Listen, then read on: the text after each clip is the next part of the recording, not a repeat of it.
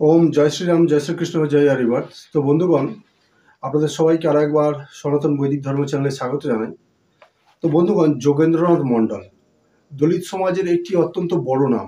অনেকেই এনার নাম শুনেছেন, আবার অনেকেই এর নাম শোনেননি। মূল বিষয় হলো কি, এই যে বর্তমানে যে জয় ভীম জয় ভীমের যে নারা লাগে বা স্লোগান লাগে, এর মূলেই রয়েছেন এই যোগেন্দ্রনাথ মণ্ডল। তার কারণ কি? তার কারণ হলো তিনি এমন একটা ভোট ব্যাংক বানাতে চাইতেন যেটি কিনা দলিত এবং মুসলিম সমাজ মিশিয়ে থাকবে। এবার দেখুন, তার যে ঘটনা বা তার যে বয়ান, তিনি যে যা কিছু করতে চেয়েছিলেন, তার বিবৃতি থেকে আমরা অনেক কিছু জানতে পারবো।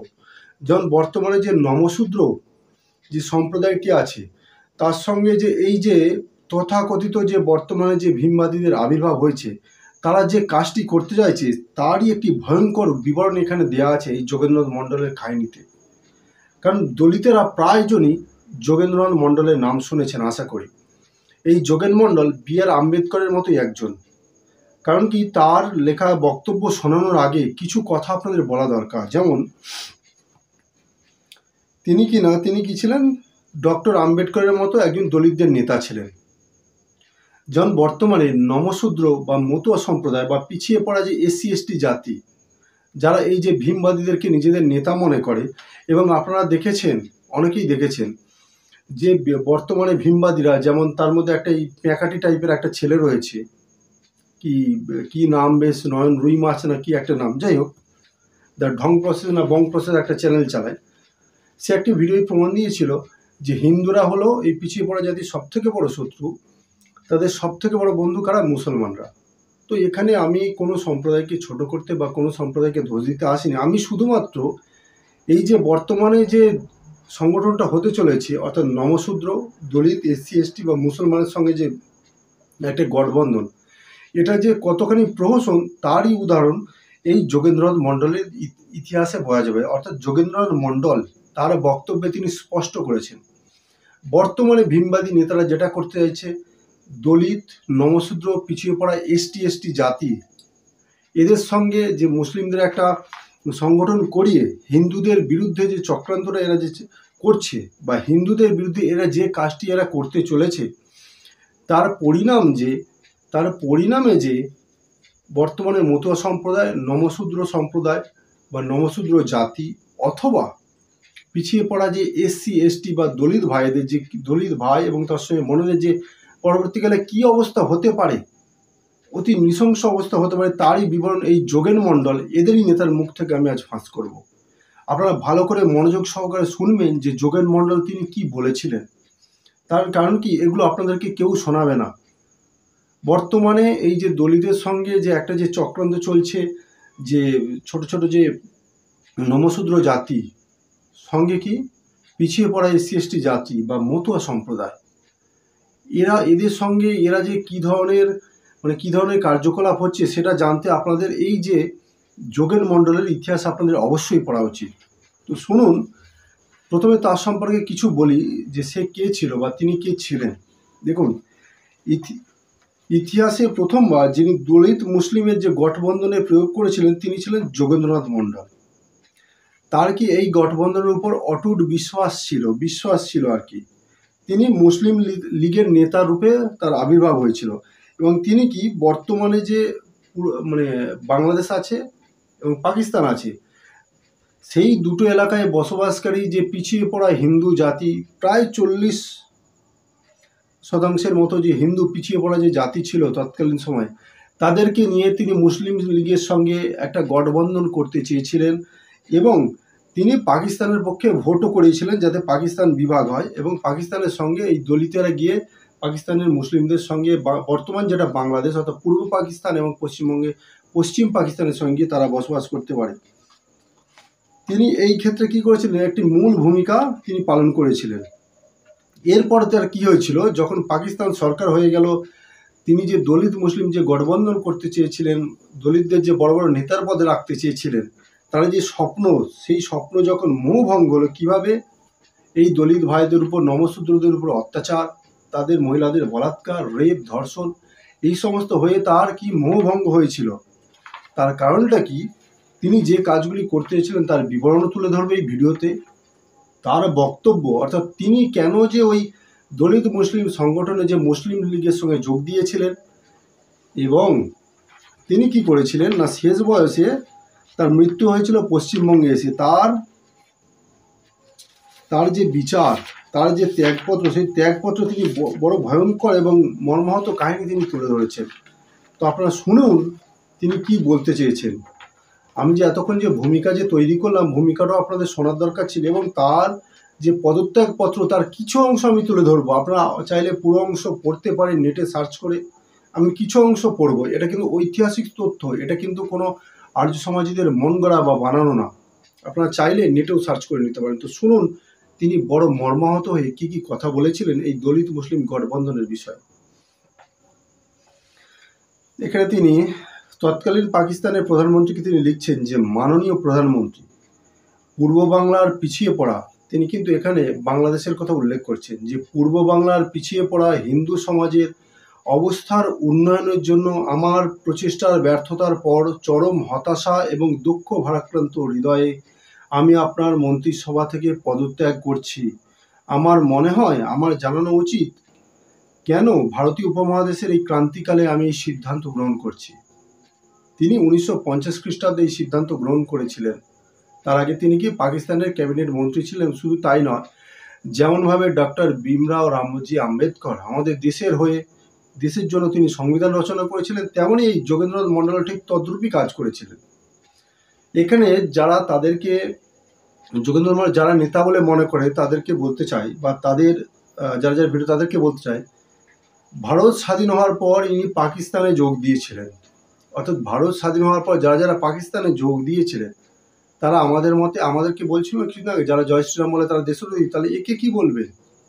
তো যাই হোক, মূল বিষয় এটা না। এবার তার বক্তব্যগুলো আমি শোনাই যে দলিত মুসলিম নমশূদ্র আদি যে গঠজোড় যে হতে চলেছে তার যে কি ভয়ঙ্কর পরিণতি, কতখানি মতুয়া নমশূদ্র দলিত এসসি এসটিদের প্রতি যে কি প্রকারে অন্যায় হয়েছিল এবং হবে এই কাজটি হলে, শুনুন।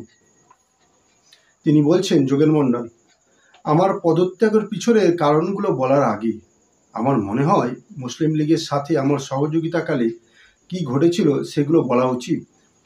1943-এর ফেব্রুয়ারিতে লীগের কয়েকজন প্রভাবশালী নেতার সঙ্গে কথা হয়। আমি তাদের সঙ্গে বাংলার প্রাদেশিক পরিষদে কাজ করার বিষয়ে সম্মত হই। 1943 সালের মার্চে ফজলুল হকের মন্ত্রিসভার পতনের পর 21 জন নমশূদ্র সদস্যের, ভালো করে শুনুন, 21 জন নমশূদ্র সদস্যের প্রত্যক্ষ সম্মতিতে তদানীন্তন মুসলিম লীগের নেতা কাজা নাজামুদ্দিন 1943-এর এপ্রিলে আবার মন্ত্রিসভা গঠন করে। আমাদের সমর্থনের পিছনে কিছু শর্ত ছিল। এর ভিতর ছিল মন্ত্রিসভায় 3 জন নমশূদ্র মন্ত্রীকে নিয়োগ করতে হবে, নমশূদ্রদের শিক্ষার উন্নয়নে 5 লাখ টাকা সাহায্য করতে হবে এবং সরকারি চাকরিতে কোটার প্রচলন করতে হবে। এগুলো তিনি নমশূদ্রদের জন্য করতে চেয়েছিলেন। শুনুন, এইসব শর্তের বাইরেও মুসলিম লীগকে সাহায্যের পেছনে আমার কিছু প্রধান উদ্দেশ্য ছিল।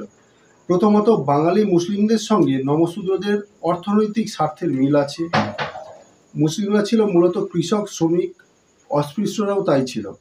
মুসলিমদের একটি অংশের মতে নমশূদ্রদেরও একটি অংশ ছিল জেলে স্বাধীনতা আন্দোলনের জন্য। দ্বিতীয়ত, তারা উভয় লেখাপড়ার দিক থেকে পিছিয়ে পড়া জনগোষ্ঠী। আমাকে বোঝানো হয়েছিল যে লীগ এবং মন্ত্রিসভার সঙ্গে আমার সহযোগে বিশাল পরিসরে আইনগত এবং প্রশাসনিক পদক্ষেপ গ্রহণেও সাহায্য করা হবে। এই পদক্ষেপ সমূহ ব্যক্তিগত স্বার্থ ও সুবিধাকে আমলে না নিয়ে বাংলার এই বিশাল জনগোষ্ঠীর পারস্পরিক উন্নতিতে ভূমিকা রাখবে এবং সাম্প্রদায়িক শান্তি, সৌহার্দ্য বা ভ্রাতৃত্ব মজবুত হবে, এমনটি বলা হয়েছিল। এখানে উল্লেখ করা যায় যে খাজা নাজিমুদ্দিন তার মন্ত্রিসভায় অস্পৃশ্য সম্প্রদায়ের 3 জন সদস্যকে নিয়েছিলেন। তিনি আমার এই সম্প্রদায় থেকে 3 জনকে সংসদ সচিব হিসাবে নিয়োগ দিয়েছিলেন। এ তো গেল আগের কাহিনী। তারপর তিনি বলছেন, দেখুন, সোহরাওয়ার্দী যে মন্ত্রিসভা সম্পর্কে তিনি বলছেন, 1946-এর মার্চে সাধারণ নির্বাচনের পরে জনাব এইচ.এস. সোহরাওয়ার্দী সেই মাসেই লীগের সংসদ নেতার পদ পান এবং 1946-এ লীগের মন্ত্রিসভা গঠন করেন। ভালো করে মনোযোগ সহকারে শুনবেন। কেটে কেটে শুনলে আপনাদের প্রতি যে অন্যায় হয়েছে বা হতে চলেছে সেটি আপনারা বুঝতে পারবেন না। আমি জনাব সোহরাওয়ার্দীর মন্ত্রিসভার অন্তর্ভুক্ত ছিলাম। সেই বছর 16ই আগস্ট কলকাতায় মুসলিম লীগ কর্তৃক ডাইরেক্ট অ্যাকশন দিবস পালিত হয়, যেটা কিনা গ্রেট ক্যালকাটা কিলিং নামে পরিচিত। শুনুন, আপনাদের জানা আছে যে শেষ পর্যন্ত এটা একটি হত্যাযজ্ঞ রূপ নেয়। হিন্দু লীগের মন্ত্রিসভা থেকে আমার পদত্যাগপত্র দাবি করে হিন্দু লীগের লোকেরা। আমি প্রতিদিন চিঠির মাধ্যমে হুমকি পেতে থাকি, আমার জীবন দুর্বিষহ হয়ে ওঠে, কিন্তু আমি আমার পথে অবিচল থাকি। তদুপরি আমি আমার জীবনের ঝুঁকি নিয়ে আমাদের পত্রিকা জাগরণের মাধ্যমে নমশূদ্রদের কাছে আবেদন জানাই। এখানেই মেন টুইস্ট, দেখুন শুনুন। নমশূদ্রদের কাছে আবেদন জানাই তারা যেন নিজেদেরকে কংগ্রেস এবং মুসলিম লীগের রক্তাক্ত লড়াই থেকে দূরে রাখে। আমার অস্পৃশ্য সম্প্রদায়ভুক্ত প্রতিবেশীগণ যেভাবে আমাকে ক্ষুদ্র হিন্দুদের হাত থেকে নিরাপত্তা দেন তা আমি কৃতজ্ঞতা ভরে স্মরণ করি। কলকাতা কিলিংয়ের পর 1946-এর অক্টোবরে শুরু হয় নোয়াখালীর দাঙ্গা। কে বলছেন? যোগেনবাবু। সেখানে শত শত হিন্দু সম্প্রদায়ভুক্ত মানুষকে, তার মধ্যে নমশূদ্র সম্প্রদায় সহ হত্যা করা হয় এবং জোরপূর্বক ইসলামে ধর্মান্তরণ করা হয়। হিন্দু মহিলাদের অপহরণ এবং ধর্ষণের শিকার তারা হয়েছিল। আমার সম্প্রদায়ভুক্ত মানুষদেরও যান অর্থাৎ প্রাণের এবং তাদের সামান অর্থাৎ মালপত্রের ক্ষয়ক্ষতি ঘটে। তাৎক্ষণিকভাবে আমি ত্রিপুরা ও ফেনী যাই এবং কিছু দাঙ্গা পীড়িত এলাকা দর্শন করি। হিন্দুদের দুর্দশা আমাকে গভীরভাবে ব্যথিত করে, কিন্তু আমি মুসলিম লীগের সঙ্গে সহযোগিতা চালিয়ে যাই। কলকাতার বিশাল হত্যাকাণ্ডের পর সোহরাওয়ার্দী মন্ত্রিসভার বিরুদ্ধে পার্লামেন্টে একটা ভোটাভুটি আয়োজিত হয়। শুধুমাত্র আমার চেষ্টা দ্বারাই কংগ্রেস পক্ষে 4 জন অ্যাংলো ইন্ডিয়ান সদস্য এবং 4 জন অস্পৃশ্য সদস্যের সমর্থন জোগাড় করা সম্ভব হয়, যা ব্যতীত মন্ত্রিসভার পরাজয় ছিল অবশ্যম্ভাবী। এখানে তিনি খুবই মর্মান্তিক কাহিনী বর্ণনা করছেন। 1946-এর অক্টোবরে সম্পূর্ণ অনুমতিভাবেই সোহরাওয়ার্দীর মাধ্যমে আমার কাছে প্রস্তাব আসে ভারতে অন্তর্বর্তীকালীন সরকারে একটি পজিশন গ্রহণ করার জন্য। 1 ঘন্টার মধ্যে আমাকে সিদ্ধান্ত জানাতে বলা হয়।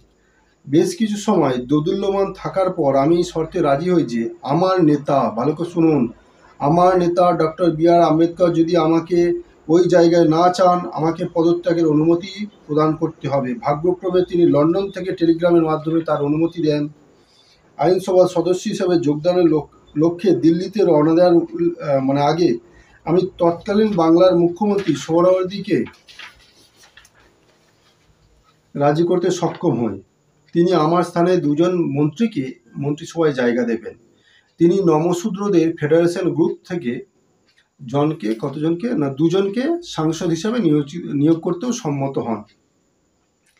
1946 সালের 1 নভেম্বর মধ্যবর্তী সরকারে যোগ দিই। 1 মাস পরে আমি কলকাতা যাই। তখন জনাব সোহরাওয়ার্দী আমাকে জানালেন পূর্ব বাংলার বিভিন্ন জায়গাতে সাম্প্রদায়িক উত্তেজনার কথা, বিশেষ করে গোপালগঞ্জের কিছু জায়গাতে যেখানে নমশূদ্ররা সংখ্যাগরিষ্ঠ। তিনি আমাকে অনুরোধ করলেন সেই অঞ্চলগুলো পরিদর্শনে যেতে এবং মুসলিম ও নমশূদ্রদের মাঝে সমঝোতা করতে। সেই সব এলাকার নমশূদ্ররা মুসলিমদের বিরুদ্ধে প্রতিশোধ নিতে প্রস্তুতি নিচ্ছিল। আমি কয়েক ডজন সভা করে তাদেরকে সেই পথ থেকে দূরে ছাড়িয়ে আনি। একটি সাম্প্রদায়িক দাঙ্গা থেকে সে এলাকা মুক্তি পেয়েছিল। এবার দেখুন, যখন বাংলা ভাগ হলো তারপরের ঘটনা তিনি বর্ণনা করছেন। এই প্রসঙ্গে বলে রাখা ভালো যে বাংলা ভাগের সময় আমাকে প্রবল বিরোধের মুখে পড়তে হয়েছিল। এই ধরনের ক্যাম্পেনের ফলে আমি বিরোধিতার সম্মুখীন হই নাই, শারীরিকভাবে লাঞ্ছিত, অপমানিত এবং অবজ্ঞার শিকারও হয়েছি। হতাশার সঙ্গে আমি সেই সব দিনের কথা চিন্তা করতে যাই যখন ভারতবর্ষের 32 কোটি হিন্দু আমাকে হিন্দু আর হিন্দু ধর্মের শত্রু করে দিয়েছিল। কারণ কি, যোগেন মণ্ডল ততদিনে পাকিস্তানের সঙ্গে হাত মিলিয়েছিল। কারণ কি, আর হিন্দুদের শত্রু হওয়ার কারণটা বলে দিই। দি গ্রেট ক্যালকাটা কিলিং, মোহাম্মদ আলী জিন্নাহ এবং পাকিস্তানের ষড়যন্ত্রে হয়েছিল। তাদের সঙ্গে যোগেন মণ্ডল হাত মিলিয়েছিল, সেই জন্য হিন্দুরা তাকে শত্রু মনে করছিল। আমি চিন্তা করতাম যে পাকিস্তানের 70 লক্ষ হিন্দু দলিতের কথা, যারা ছিল আমার সাথে, তারা সর্বদা আমাকে সাহস জুগিয়েছে আর অনুপ্রেরণা জুগিয়েছে। 70 লক্ষ দলিত ছিল। এবার তাদের সঙ্গে যে কি ঘটেছে শুনুন। 14ই আগস্ট 1947-এ পাকিস্তান প্রতিষ্ঠিত হওয়ার পর পাকিস্তানের মন্ত্রিসভা গঠন হয়। আমি এর একজন সদস্য ছিলাম। খাজা নাজিমুদ্দিন পূর্ব বাংলার জন্য একটি প্রাদেশিক মন্ত্রিসভা গঠন করেন। আগস্টের 10 তারিখে আমি করাচিতে খাজা নাজিমুদ্দিনের সঙ্গে কথা বলে পূর্ব বাংলার মন্ত্রিসভায় নমশূদ্রদের মধ্যে থেকে দুজনকে নিয়োগ দেওয়ার জন্য অনুরোধ করি। তিনি কিছুদিন পরেই তা করার আশ্বাস দেন। পরবর্তী ব্যাপারে খাজা নাজিমুদ্দিন এবং পূর্ব বাংলার বর্তমান প্রধানমন্ত্রী নুরুল আমিনের সাথে অপ্রীতিকর ও হতাশাজনক আফসারাফা চলে, অর্থাৎ হতাশাজনক ঘটনা সেখানে ঘটেছিল। যখন আমি বুঝতে পারলাম খাজা নাজিমুদ্দিন এই বিভিন্ন রকম অজুহাতে ব্যাপারটিকে এড়িয়ে চলেছেন, একই সঙ্গে আমি ক্রুদ্ধ এবং অধৈর্য হই। আমি এই ব্যাপারে পাকিস্তান মুসলিম লীগ এবং পূর্ব বাংলার সভাপতিদ্বয়ের সঙ্গে আলোচনা করেছিলাম। শেষ পর্যন্ত আমি ঘটনাটি গোচরে আনি। তো এত কিছু হওয়ার পর দেখুন তাদের নীতি সম্পর্কে তিনি বর্ণনা করছেন যোগেনবাবু। বাংলা ভাগে প্রসঙ্গ উঠতেই নমশূদ্ররা, ভালো করে শুনুন, যে নমশূদ্র মতুয়ারা আজকে ওই তাপস বিশ্বাসের কথা শুনে লাফাচ্ছেন, সেই নমশূদ্ররা দয়া করে ভালো করে শুনুন। বাংলা ভাগের প্রসঙ্গ উঠতেই নমশূদ্ররা এর বিপজ্জনক ফলাফলের কথা অনুমান করে শঙ্কিত হয়ে উঠেছিল। নমশূদ্ররা তৎকালীন বাংলার মুখ্যমন্ত্রী জনাব সোহরাওয়ার্দীর কাছে তারা কিছু প্রতিনিধি পাঠালে তিনি সানন্দে একটি প্রেস রিলিজ ইস্যু করেন, যাতে বলা হয়েছিল যে নমশূদ্ররা ভোগ করছে এমন কোনো সুবিধা ও অধিকারই হনন করা হবে না, বরং আরও বৃদ্ধি পাবে। এটা কি তাদেরকে কথা দেওয়া হয়েছিল যে নমশূদ্ররা যা অধিকার পাচ্ছে তার চেয়েও বেশি অধিকার পাবে। এবার দেখুন, অত্যন্ত দুঃখের সাথে বলতে হচ্ছে যে ভারত ভাগের পরে, বিশেষ করে কায়েদে আজমের মৃত্যুর পর, কায়েদে আজম মানে কি, ওই যে হারামজাদা জিন্না, যাই হোক, কায়েদে আজমের মৃত্যুর পরে নমশূদ্ররা কোনো বিষয়ে তাদের প্রাপ্য বুঝে পায়নি। কারা দেয়নি? পাকিস্তান এবং বাংলাদেশের তথাকথিত যাদের সঙ্গে গঠবন্ধন করেছিল তারা। তারপর কি হয়েছিল? পুলিশ প্রশাসনের বিরুদ্ধে গুরুতর অভিযোগ বুঝে পায়নি। আপনার স্মরণে থাকবে যে আমি এই সময়ে অস্পৃশ্য জাতিগোষ্ঠীর দুর্দশার চিত্র আপনার সামনে তুলে ধরছি। বেশ কিছু ক্ষেত্রে পূর্ব বাংলার অকার্যকর প্রশাসনের চিত্র আপনার সামনে ব্যাখ্যা করছি। পুলিশ প্রশাসনের বিরুদ্ধে গুরুতর অভিযোগ দাখিল করেছি। এরপর এই ভিত্তির উপর নির্ভর করে পুলিশের বর্বর নৃশংসতার ঘটনাসমূহ আমি আপনাদের সামনে নজরে আনব। পূর্ব বাংলার সরকার, বিশেষ করে পুলিশ ও প্রশাসন, মুসলিম লীগের নেতৃবৃন্দের একাংশের হিন্দু বিদ্বেষী নীতির কথা আপনাদের জানাতেও আমি কুণ্ঠাবোধ করছি না। এবার দেখুন, এখানে তো বারবার নমশূদ্র দলিতদের কথা উঠে আসছে। শুনুন, প্রথম যে ঘটনা আমাকে মর্মাহত করেছিল তা ছিল গোপালগঞ্জের দীঘার কুলের ঘটনা। সেখানে স্থানীয় নমশূদ্রদের বিরুদ্ধে মুসলিমরা মিথ্যা অভিযোগে গুজব রটিয়ে বর্বরতা এবং নৃশংসতা চালায়। কারা চালিয়েছিল? বাংলাদেশের মুসলমানরা, যাদেরকে এরা বর্তমানে এই তাপস বিশ্বাস আদি, এই ঢং প্রসেসের রুই মাচাদি যে বন্ধু বলছে না, তাদেরই কাহিনী এখানে বর্ণনা করছে। প্রকৃত ঘটনা হচ্ছে, একজন মুসলিম ছেলে মাছ ধরতে জাল ছুঁড়ে মারে। একজন নমশূদ্র একই উদ্দেশ্যে জাল ছোঁড়ে মাছ ধরার জন্য। এই নিয়ে দুজনের ভিতর কথা কাটাকাটি হয়। মুসলিম যুবক গ্রামে গিয়ে মিথ্যা গুজব রটায় যে তাকে এক মহিলা মহিলাকে নমশূদ্ররা আক্রমণ করেছে। গোপালগঞ্জের উপজেলা প্রশাসক সে সময় নৌকায় করে সে জায়গাতে যাচ্ছিলেন। তার কাছে অভিযোগ করলে তিনি কোনো তদন্ত ছাড়াই সশস্ত্র পুলিশ পাঠায় নমশূদ্রদের দমন করতে। তাদের সঙ্গে স্থানীয় মুসলিমরা যোগ দেয়। তারা নমশূদ্র হিন্দুদের উপর নির্মম অত্যাচার চালায়। তাদের হামলায় বাড়িঘর ধ্বংস হয়, প্রচুর নারী পুরুষ আহত হয়, শেষ সহায় সম্বলটুকু লুট করে নিয়ে যায় তারা। এক হিন্দু মহিলা, যে কিনা অন্তঃসত্ত্বা ছিল, ওই নমশূদ্রদের হিন্দু মহিলা যে অন্তঃসত্ত্বা ছিল, তাকে পিটিয়ে তার গর্ভপাত করে। বিশাল এলাকা জুড়ে আতঙ্ক সৃষ্টি হয়। হিন্দুদের উপর পুলিশ দিয়ে রাষ্ট্রীয় নির্যাতনের পরের ঘটনা 1949 সালের শুরুতে ঘটে। বরিশাল জেলার গৌর নদীর পুলিশ সুপারের অধীনে পুলিশের একদল সোর্স তাদের প্রতিপক্ষকে কমিউনিস্ট বলে চালিয়ে দেয় পুলিশের কাছে। তারা এও বলে ওই পক্ষ পুলিশ স্টেশন আক্রমণ করবে। গৌর নদী থানার ওসি কোনো রকম সত্যতা যাচাই না করে রিসার্ভ ব্যাটালিয়ন নিয়ে আসে। পুলিশ বাহিনী বিশাল এলাকা অবরুদ্ধ করে লুটপাট করে এবং অগ্নিসংযোগ চালায়। তাহলে আমার নমশূদ্র ভাইয়েরা, যারা হিন্দুদেরকে শত্রু মনে করে, যাদেরকে বন্ধু মনে করছেন, যোগেনজি তাদের যে কি চরিত্র তুলে ধরছেন আপনারা একবার শুনুন। আপনাদের পরিমাণে কি ধরনের ষড়যন্ত্র হচ্ছে এবং ভবিষ্যতে এই যোগেন মণ্ডল, যাকে আপনারা লিডার বলে মানেন, তার কথা যদি না শোনেন আপনাদের ভবিষ্যতে কিন্তু একই দুর্দশা হবে। যোগেন মণ্ডল কিন্তু সেই জন্য আগে থেকে ত্যাগপত্রে তার ইঙ্গিত তিনি দিয়ে রেখেছেন। এবার শুনুন, সিলেট জেলার হাবিবগড়ে নিরীহ হিন্দুদের উপর পাকিস্তানের সামরিক বাহিনী এবং পুলিশ বাহিনীর অত্যাচারের বিশদ বিবরণ দেওয়ার প্রয়োজন বোধ করছি। নিরীহ হিন্দু এবং মহিলাদের উপর নির্মম নির্যাতন চলে, বিশেষ করে নিম্ন বর্ণের হিন্দুরা শিকার হয়, মানে যারা পিছিয়ে পড়া হিন্দু দলিত তারা শিকার হয়। মহিলাদের শ্লীলতাহানি করা হয়, তাদের বাড়িঘরে লুটপাট চলে, পুলিশের সঙ্গে স্থানীয় মুসলিমরাও যোগ দেয়, সেনাবাহিনীর ক্যাম্পে শিশু মহিলারা নিয়ে ধর্ষণ করা হয়। আমি আপনার কাছে এই ঘটনার রিপোর্টও করেছিলাম, অর্থাৎ তৎকালীন শাসকের কাছে রিপোর্টও করেছিল, কিন্তু দুর্ভাগ্যজনকভাবে আপনি তদন্তের আশ্বাস দিয়েও কোনো কিচ্ছু করেননি। এবার শুনুন, খুলনা জেলার মোল্লারহাটের অন্তর্গত কালশিরা গ্রামে 20 ডিসেম্বর 1949-এ ঘটে যাওয়া ঘটনাটি নির্মম ও ঠান্ডা মাথায় ঘটানো একটি উদাহরণ। ভবিষ্যতে আপনারা যারা যারা এই গঠবন্ধন করতে, ভবিষ্যতে আপনাদের এরকমই হবে, এরকম ইঙ্গিত দিয়ে গিয়েছিলেন যোগেন মণ্ডল। ঘটে গিয়েছিল, তার থেকে যদি না শিক্ষা গ্রহণ করেন, বল না মানুষ অতীত থেকে যদি না শিক্ষা গ্রহণ করে ভবিষ্যতে তার পক্ষে বিপদ, ঘোরতর বিপদ। দেখুন, সেদিন গভীর রাতে কালশিরা গ্রামের জনৈক জয়দেব ব্রহ্মার বাড়িতে সন্দেহজনক কমিউনিস্টদের খোঁজে 4 জন কনস্টেবল হানা দেয়। পুলিশ আসার সংবাদে জনা ছয়েক তরুণ, কমিউনিস্ট বা সাধারণ বাড়িটি ছেড়ে পালিয়ে যায়। পুলিশ বাড়িতে ঢুকে জয়দেব ব্রহ্মার স্ত্রীর উপর আক্রমণ চালালে তার স্ত্রীর চিৎকার তার স্বামী এবং বাড়ি ছেড়ে পালিয়ে যাওয়া তার সঙ্গীর কানে আসে। মরিয়া হয়ে তারা গৃহে পুনরায় প্রবেশ করে এবং 4 জন কনস্টেবলকে একটি মাত্র বন্দুক সহ পায়। সম্ভবত এই দৃশ্য তাদের প্রাণোদিত করে এবং তাদের আঘাতে অস্ত্রধারী কনস্টেবলটি ঘটনাস্থলেই প্রাণ হারায়। তারা তারপর দ্বিতীয় কনস্টেবলের উপর হামলা চালালে বাকি 2 জন সেখান থেকে পালিয়ে যায়,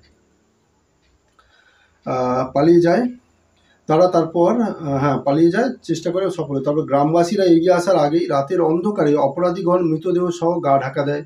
পরের দিন বিকালে খুলনার এসপি একদল মিলিটারি ও আর্মার্ড পুলিশ সহ ঘটনাস্থলে আসে, কিন্তু বেশিরভাগ গ্রামবাসী ইতিমধ্যে অপরাধীগণ বুদ্ধি প্রতিবেশীগণ সেই এলাকা ছেড়ে পালিয়ে যায়, কিন্তু বেশিরভাগ গ্রামবাসী তাদের নিজেদের ঘরেই রয়ে যায়, কারণ তারা ছিল সম্পূর্ণ নির্দোষ এবং পরবর্তীতে কি ঘটতে পারে সে সম্পর্কে তাদের কোনো ধারণা ছিল না। এবার আপনারা ভাবুন তো, পরবর্তীতে কি ঘটতে পারে সে সম্পর্কে তাদের ধারণা ছিল না। তো আপনাদের তাই আমি করজোরে বলছি যে পরবর্তীতে আপনাদের সঙ্গেও ঠিক কি ঘটতে পারে আপনাদেরও আন্দাজ নেই। সেই জন্যই যোগেন মণ্ডল ঘটনার উল্লেখ করে তিনি আপনাদের ভবিষ্যতের ইঙ্গিত করে আপনাদের সাবধান করে দিয়েছেন। শুনুন কি হয়েছিল, তারপর শুনুন। এরপরে এসপি, মিলিটারি ও আর্মার্ড পুলিশ পুরো গ্রাম জুড়ে নিরীহ গ্রামবাসীকে মারধর শুরু করে, আশপাশের মুসলমানদের লুটপাটের জন্য প্ররোচিত করে, বেশ কিছু মানুষ মারা যায়, বহু হিন্দু নরনারীকে জোরপূর্বক ধর্মান্তরণ করা হয়, বাসাবাড়ির দেবদেবীর মূর্তি ভাঙচুর করা হয়, পুজোর স্থান অপবিত্র ধ্বংস করে দেওয়া হয়। পুলিশ, মিলিটারি এবং স্থানীয় মুসলিম সম্প্রদায়ের সদস্য কর্তৃক হিন্দু মহিলারা ধর্ষিত হন। এভাবে শুধুমাত্র 1 থেকে 1.5 মাইল দৈর্ঘ্যের মধ্যে এক বিরাট জনগোষ্ঠীর আবাসস্থল কালশিরাই নয়, এর আশপাশে বেশ কিছু নমশূদ্র গ্রামেও বাস্তবিক অর্থেই নরক নেমে আসে। নমশূদ্র গ্রামে, বারবার এই কথাটা শুনবেন মতো ভাইয়েরা বোনেরা, নেমে আসে। কালশিরা গ্রামটি কর্তৃপক্ষ কর্তৃক কখনোই কমিউনিস্ট কার্যকলাপের জন্য সন্দেহের তালিকাভুক্ত ছিল না। কালশিরা থেকে 3 মাইল দূরবর্তী ঝালরডাঙ্গা গ্রামটি কমিউনিস্ট কার্যকলাপের কেন্দ্র হিসেবে পরিচিত ছিল। ঘটনার দিন এই গ্রামটিতে সন্দেহভাজন কমিউনিস্টদের ধরতে পুলিশের এক বিরাট বাহিনী হানা দিলে কিছু সংখ্যক পালিয়ে গিয়ে কালশিরা গ্রামের পূর্ব উল্লেখিত বাড়িতে আশ্রয় নেয়, যা নিরাপদ আত্মগোপনের স্থান হিসেবে পরিগণিত হয়। তো কালশিরার তারপর বহু ঘটনা ঘটেছিল, তো সেটা আমি আর বলছি না। এবার শুনুন আরও কি বলছেন যোগেনবাবু। দাঙ্গা শুরু হলো, এটা কত সালের ঘটনা? 1950 সালের 10ই ফেব্রুয়ারি, ঠিক আছে। দাঙ্গা শুরু হলো সেদিন দুপুর 1টার দিকে। সারা শহরে হিন্দুদের হত্যা, লুণ্ঠন আর অগ্নিসংযোগ চলতে থাকে। মুসলিমরা পুলিশের উচ্চপদস্থ কর্মকর্তাদের উপস্থিতিতে এই সমস্ত অপরাধ চালায়। হিন্দুদের সোনার দোকানে পুলিশের উপস্থিতি, লুটপাট চলে পুলিশের উপস্থিতিতে, এমনকি তারা লুটেরাদের দিক নির্দেশনাও করে দেয় যে কী করে লুটপাট করতে হবে। এইভাবে বিভিন্ন ঘটনা যা কিনা মর্মস্পর্শী এবং হৃদয় বিদারক। এবার দেখুন, শুধু এটুকুই নয়, ঢাকায় 9 দিনের অবস্থানকালে আমি শহর ও শহরতলির বেশিরভাগ দাঙ্গা আক্রান্ত অঞ্চলে গিয়েছি। তেজগাঁওয়ের অন্তর্ভুক্ত মিরপুরেও গিয়েছি। আমি সবচেয়ে মর্মাহত হয়েছি ঢাকার নারায়ণগঞ্জ, ঢাকার চট্টগ্রামের রেলপথে শত শত নিরপরাধ হিন্দুর হত্যার খবরে। ঢাকা দাঙ্গার দ্বিতীয় দিনে আমি পূর্ব বাংলার মুখ্যমন্ত্রীর সঙ্গে দেখা করে তাকে অনুরোধ করি দাঙ্গা যেন জেলা, শহর ও গ্রামাঞ্চলে ছড়িয়ে না পড়তে পারে। অবিলম্বে জেলা কর্তৃপক্ষের কাছে রিপোর্ট পাঠানো হোক। তারপরেও কি হয়েছিল, 20 ফেব্রুয়ারি 1950 সালে বরিশালে পৌঁছে সেখানকার ঘটনা শুনে বিস্মিত হই।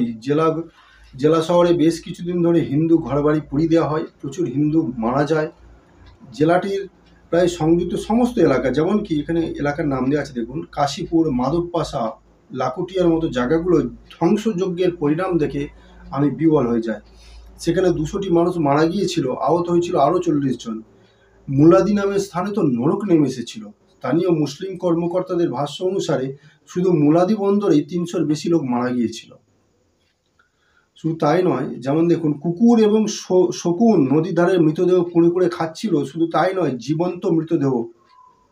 রাজাপুরের অন্তর্গত কৈবর্তখালী নামক স্থানে 63 জন মারা যায়। থানা থেকে ঢিলছড়া দূরত্বে অবস্থিত হিন্দু বাড়িগুলোতে লুটপাট করে আগুন জ্বালিয়ে দেওয়া হয়, সেগুলোতেও বসবাসকারীদের হত্যা করা হয়। হিন্দুদের দোকানে লুটপাট, অগ্নিসংযোগের ঘটনা, বহু হিন্দু নিহত হয়। বিস্তৃতির বর্ণনা পাওয়ার পরেও কম করে দেখলেও শুধুমাত্র বরিশালেই 2500 জনের প্রাণহানি ঘটেছিল। সব মিলিয়ে পূর্ব বাংলায় মৃতের সংখ্যা ছিল 10,000। এর মধ্যে বেশিরভাগই ছিল দলিত, নমশূদ্র, SC ST হিন্দু। একথা আমার কথা নয়, একথা যোগেন মণ্ডলের কথা। এবার দেখুন, আমি এই প্রসঙ্গে আমার পূর্ণ বিশ্বাস এবং সন্দেহ ব্যক্ত করতে চাই যে পূর্ব বাংলার সরকার এই প্রদেশ থেকে হিন্দুদের সম্পূর্ণ পক্ষে উৎখাত করতে চায়। হিন্দু বলতে শুধুমাত্র এই উঁচু জাতির হিন্দুকে বোঝানো হয়নি, কিন্তু নমশূদ্র, দলিত, SC ST সমেত যে হিন্দু। এই বিষয়ে আমি আপনাকে একাধিকবার সাক্ষাতে অনেকবার অনেক কথা বলেছি। আমি বলতে বাধ্য হচ্ছি, পশ্চিম পাকিস্তানে হিন্দু নিধনে সম্পূর্ণরূপে সক্ষম হয়েছে এবং পূর্ব পাকিস্তানে এই প্রক্রিয়া সফলতার সঙ্গে অগ্রসর হচ্ছে। তো এই ধরনের বিভিন্ন কাহিনী ঘটেছিল। এবার দেখুন, পূর্ব পাকিস্তানকে পাশে সরিয়ে রেখে এখন পশ্চিম পাকিস্তানের কথা বলি। বিশেষ করে সিন্ধের দিকে মনোনিবেশ করা যাক। দেশভাগের পরে পশ্চিম পাঞ্জাবে প্রায় 1,00,000 অস্পৃশ্য জাতিগোষ্ঠীর মানুষ ছিল। মানে কি, আজকাল বর্তমানে যারা নমশূদ্র, SC ST যারা পিছিয়ে পড়া জাতি, সেই জাতির এদের মধ্যে একটা বড় অংশকে ইসলামে ধর্মান্তরণ করা হয়। কর্তৃপক্ষের কাছে বারংবার আবেদনের পরেও অপহৃত 12 জন নমশূদ্র মেয়ের মাঝে কেবল 4 জনকেই এখনো পর্যন্ত উদ্ধার করা হয়েছে। 4 জনকে। এবার দেখুন, অপহৃত মেয়েদের নাম ও তাদের অপহরণকারীদের নাম সরকারের নিকট পৌঁছে দেওয়া হয়েছিল। এই অপহরণের ঘটনার অফিসার ইনচার্জেরা সাম্প্রতিক উত্তর ছিল তার কাজ হলো হিন্দু মেয়েদের উদ্ধার করা এবং অচ্যুতেরা হিন্দু নয়, এই ধরনের একটা বয়ান এসেছিল। যে ক্ষুদ্র হিন্দু জনগোষ্ঠী এখনো সিন্ধ এবং পাকিস্তানের রাজধানীতে বসবাস করছে তা খুবই শোচনীয়। 1950 সালের ঘটনা, কিন্তু আজকের ঘটনা নয়। আমার কাছে করাচি ও সিন্ধে 363 হিন্দু মন্দির, গুরুদুয়ারের একটি তালিকা আছে, যেটি এখন সম্পূর্ণ মুসলিমদের দখলে। কিছু কিছু মন্দিরকে মুচির দোকান, কসাইখানা এবং হোটেলে পরিণত করা হয়েছে। ভাবুন তো, মুচির দোকান মানে জুতো দোকান, কসাইখানা মানে মাংসের দোকান, আর হোটেলে পরিণত করা হয়েছে। তারপর কি, ব্যক্তিগতভাবে আমি 200 থেকে 300 হিন্দুকে চিনি যারা এই অঞ্চল থেকে বহিষ্কৃত হয়েছে। করাচিতে আমি বহু হতভাগ্য বাবা ও স্বামীর কাছ থেকে আবেদন পেয়েছি অপহৃত হিন্দু মেয়েদের সম্পর্কে, যাদের বেশিরভাগই ছিল নমশূদ্র। এ ব্যাপারে আমি দ্বিতীয় প্রাদেশিক সরকারের দৃষ্টি আকর্ষণ করি, কিন্তু এ ব্যাপারে অগ্রগতি ছিল শূন্যের কোঠায়। আমি অত্যন্ত দুঃখ পাই একথা জেনে যে এখনো অবধি বসবাস করা নমশূদ্রদের এক বিরাট অংশকে জোরপূর্বক ইসলামে ধর্মান্তরণ করা হয়েছে। তারপর শুনুন, পাকিস্তানের সমগ্র চিত্র আর অন্যের প্রতি অবিচার আর শোষণের কথা বাদ দিলেও আমার নিজের ব্যক্তিগত অভিজ্ঞতা সুখকর নয় মোটেও। আপনি প্রধানমন্ত্রী এবং শাসক দলের প্রধান হিসেবে, অর্থাৎ তিনি শাসক দলের, কিন্তু উনি বলছেন আমি প্রধানমন্ত্রী এবং শাসক দলের প্রধান হিসেবে আপনার নিজের অবস্থান ব্যবহার করে একটি প্রতিক্রিয়া ব্যক্ত করতে বলেছিলেন। আমি গত 8ই সেপ্টেম্বর তাও করেছি। আপনি জানতেন আমি সম্পূর্ণ মিথ্যা এবং অর্ধসত্যের সংমিশ্রণে কোনো বক্তব্য দিতে রাজি নয়। এই মিথ্যার ভার আমার পক্ষে আর বহন করা সম্ভব নয়। আমি সিদ্ধান্ত নিয়েছি আপনার মন্ত্রিসভা থেকে পদত্যাগ করব।